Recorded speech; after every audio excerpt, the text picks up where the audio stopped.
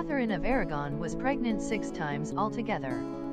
In August 1509, 2 months after the wedding, Catherine's first pregnancy was announced.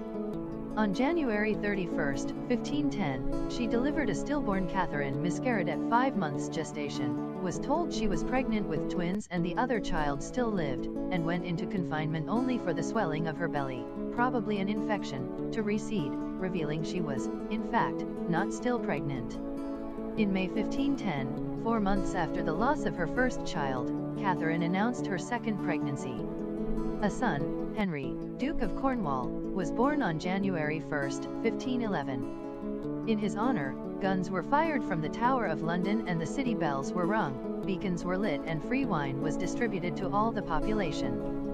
5 days after his birth, on January 6, 1511, the prince was christened at Richmond Palace, his godparents being the Archbishop of Canterbury, the Earl of Surrey and the Countess of Devon. On February 22, 1511, after only 52 days of life, the young prince died suddenly.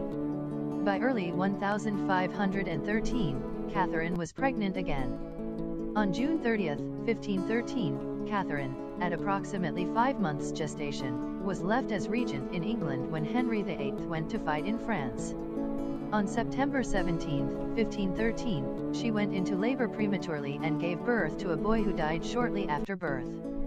According to David Starkey, Catherine did not miscarry the child until after Henry's return in October 1513. In June 1514, Catherine announced her 4th pregnancy. In November 1514, she gave birth to a short-lived boy. In the summer of 1515, Catherine announced her 5th pregnancy. However, less hope was placed on an heir following her previous failed pregnancies.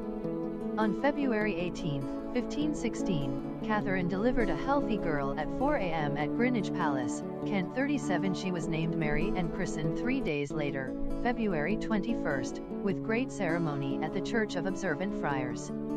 Despite his evident disappointment, Henry VIII said that if it were a girl this time then surely boys would follow.